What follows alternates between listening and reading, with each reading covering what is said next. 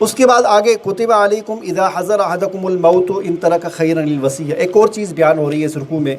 کہ وصیت بھی تم پر ہم نے فرض کی ہے۔ یہ وصیت کی فرضیت جو ہے یہ احکام میراث سے پہلے تھی۔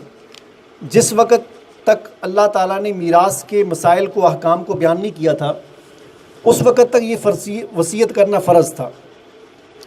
کہ کوئی آدمی اگر مر جاتا ہے، مرنے والا ہے، تو مرنے سے پہلے وہ وصیت کر دے کہ میرا اتنا مال ہے، اس میں سے اتنا فلاں کو دے دو، اتنا فلاں کو دے دو، اتنا فلاں کو دے دو۔ یہ پہلے یہ فرض تھا،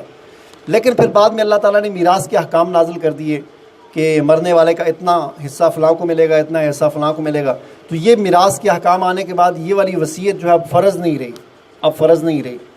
اب جائز تو ہے وصیت کرنا، لیکن 1/3 تک وصیت کرنا جائز ہے، یعنی 33% تک آدمی وصیت کر سکتا ہے کہ میرا اتنا مال جو ہے فلاں کو دے۔ 33% سے زیادہ اس کی وصیت قابل قبول نہیں ہو سکتی۔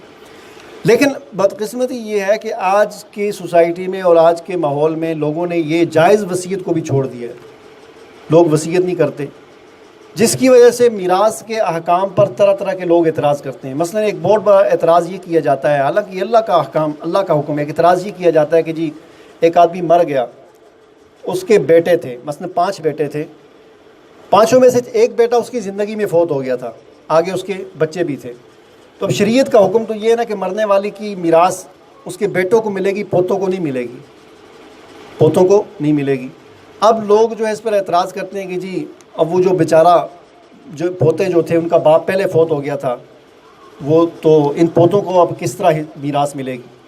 تو اس کا حل شریعت نے یہ بتایا کہ وہ مرنے والا وصیت کر جائے پہلے سے، اس کو 33% تک وصیت کرنے کا اختیار ہے، لہٰذا وہ وصیت اپنے پوتوں کے لیے کر لے کہ میرے اتنا مال جو ہے میرے پوتوں کو دے دینا، یہ بیٹا ان کا والد جو میرا بیٹا تھا وہ فوت ہو گیا تو اتنا مال ان کے جو ہے میرے پوتوں کو دے دینا۔ تو وصیت کرنے کا اس کے پاس اختیار ہے، وہ اس اختیار کو استعمال کرتے ہوئے اپنے پوتوں کو میراث میں سے حصہ دے سکتا ہے۔